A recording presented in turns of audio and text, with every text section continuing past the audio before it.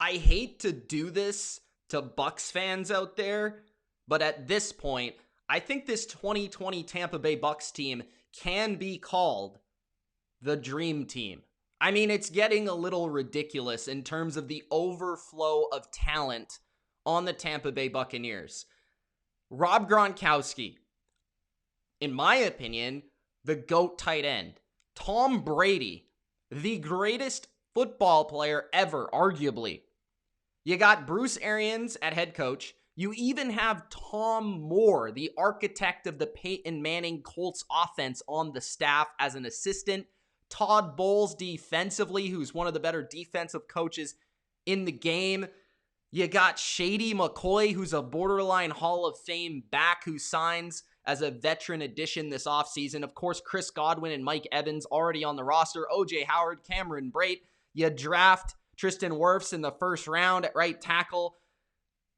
Defensively, Levante David, Devin White, JPP, Shaq Barrett, I mean, this is just wild, bro. The Tampa Bay Buccaneers team is loaded. And now they add one of the freakier athletes at the running back position we've seen over the past 5 seasons. I understand Leonard Fournette has not always been the most efficient running backs. But let me ask you one simple question.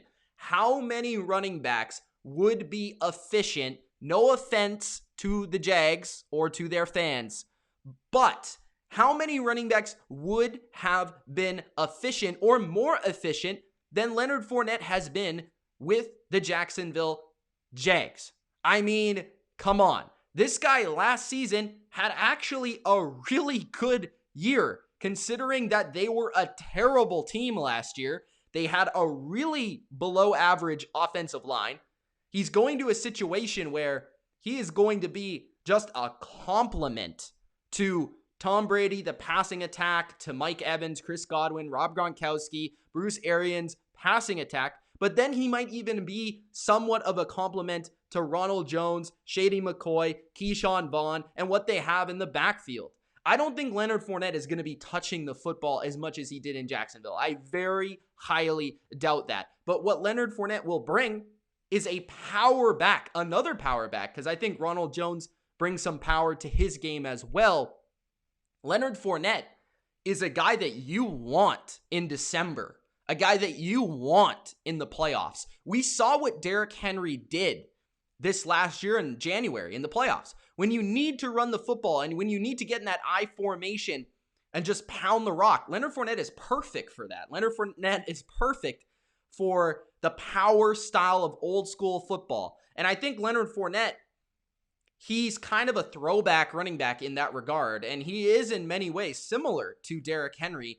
And I still think is a good player. Like, I think the reason that Leonard Fournette has been scoffed at is because he played for the Jags, because he was drafted over Patrick Mahomes and Deshaun Watson, which was a mistake by management. It had nothing to do with how good Fournette was. Because remember, Fournette was dominant as a rookie. He was dominant early on in that. Remember that 2017 team where he was just running over the Pittsburgh Steelers and just tanking people? I mean, you don't see many running backs that are built like Leonard Fournette, with the size of Leonard Fournette, with the power of Leonard Fournette, with the strength of Leonard Fournette, and the pure breakaway speed of Leonard Fournette. You just don't see that.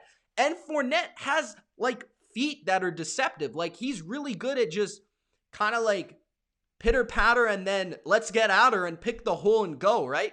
Like, he's not a guy that's going to make you miss in the open field, but he's really good at picking the hole with quicker feet for a big man than you would expect. Fournette, he was only released because the Jags are tanking. Let's be honest. I don't think it had anything to do with his talent. I think Fournette actually would have probably helped them this year, but they realized they weren't going to pay him, which I wouldn't have either. So let's not go overboard with Leonard Fournette. He's still a quality back. He's probably somewhere within the top 20 running backs in the NFL. And production-wise, he was a top 10 running back last year. Like, if you think I'm lying, just pull up the Pro Football Reference and take a look. I mean, the guy rushed 265 times last year For a 4.3 yards per attempt, he had 1,152 yards. And again, this was on the Jags. The Jags, okay? Then you look at his receiving totals, where he put up his best receiving season of his career with 76 catches for 522 yards. He only had 3 touchdowns, but that's because he was on, say it with me, the Jags, because they didn't get to the red zone, okay? And I'm not trying to make fun of the Jags or all that. He had his best yards per attempt in his career. He had an 81-yard touchdown last year, which is impressive. If he lacks speed, he wouldn't be able to do that. Okay, he was one of his better, more efficient seasons in his career. He's only had 3 seasons, okay? He was a rookie in 2017. He would have had like 1,400 yards that year if he didn't miss 3 games. He had 1,009 touchdowns, and he had his best yards per game with 80 yards per game that season. He also dominated the playoffs that year. If you look back to his 2017 playoff run, he had 242 yards on 70 attempts. He dominated 7 receptions, 44 yards, and he had 4 touchdowns in that playoff run. So, I mean, Leonard Fournette is still a good player, and he's only 25 or 24. I don't even know, 25 years old. Okay, so this guy is going to come to Tampa Bay, and again, he's going to be a compliment. He has a specific skill set that I think is still needed, but it's not essential. I think the reason that people don't like Fournette, or he's not in favor with people or with the media or with people like me who analyze the NFL, is because he's a running back that was taken high in the draft, that was over-invested in. They spent too much capital in him, too high of a draft pick for a player like him. And for any running back, it's very difficult to spend a top 5 pick in this decade, in this football culture, in this football atmosphere, and the way that football is played today.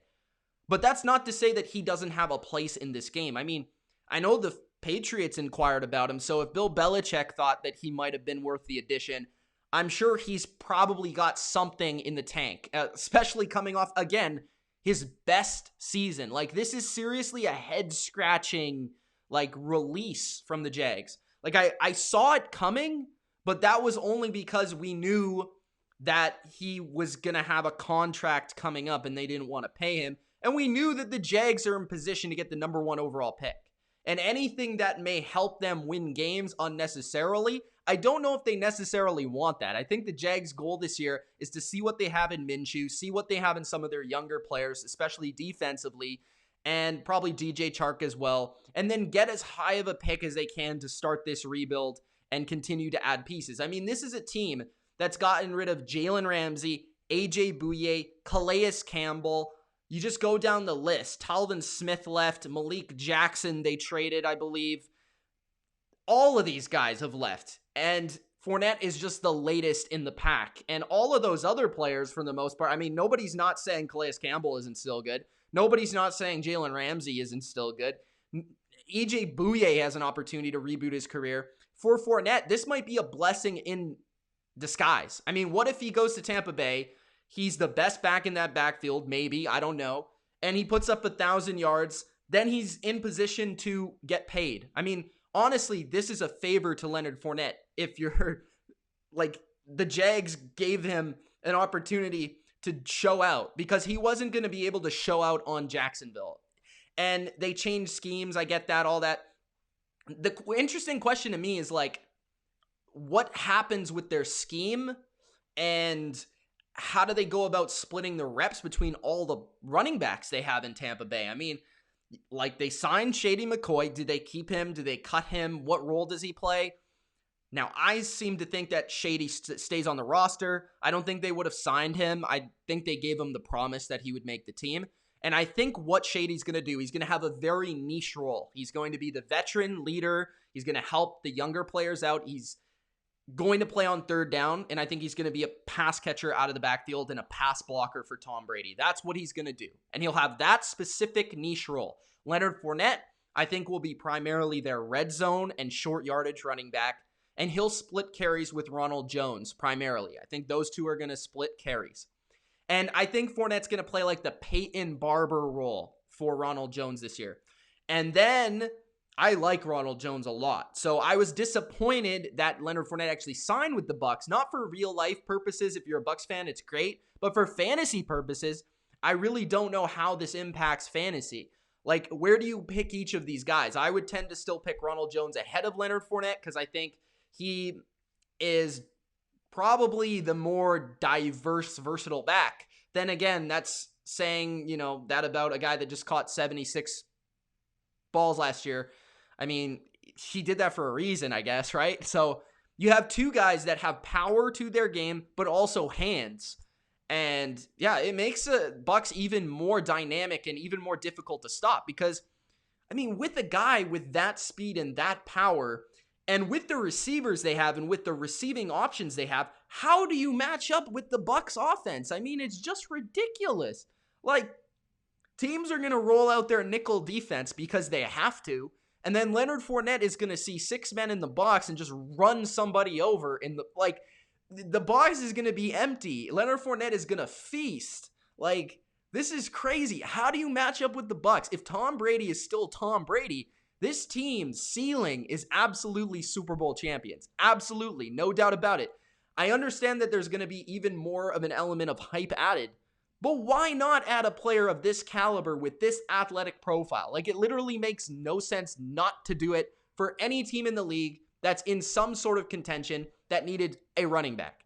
Like, I was all for this. So, man, I mean, this is just a fantastic, over-the-top move that when I saw the rumor that he might go to the Bucs, I was just like, that's not going to happen. Like, they've been talking so highly about Ronald Jones.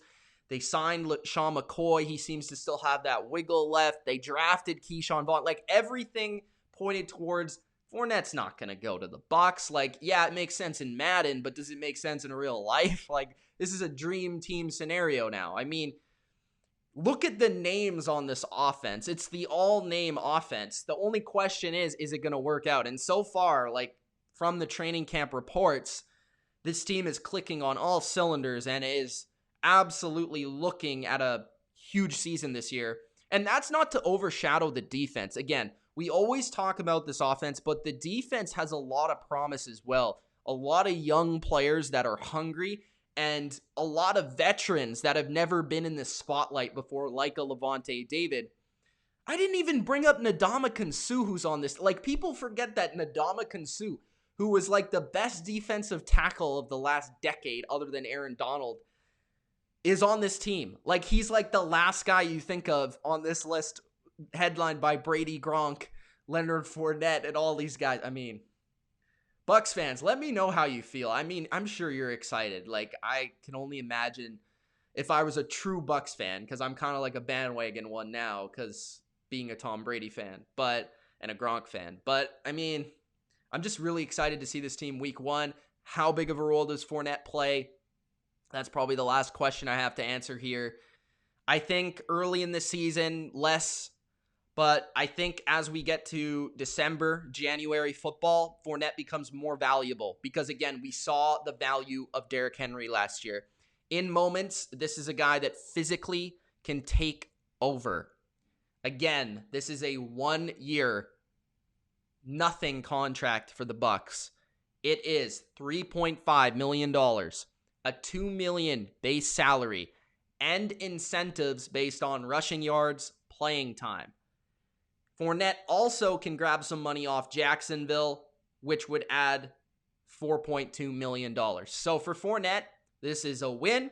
For the Bucs, this is a win. The only one holding the L here is Jacksonville. I truly do believe this is a no downside move by the Bucs, all upside, and it only adds another element and another crazy playmaker and athlete to an already loaded offense. The Bucs are serious this year, and I'm excited to watch it. Gronk, spike the like button and subscribe for more NFL reactions just like this. It's Mitch. Thanks for watching. Peace.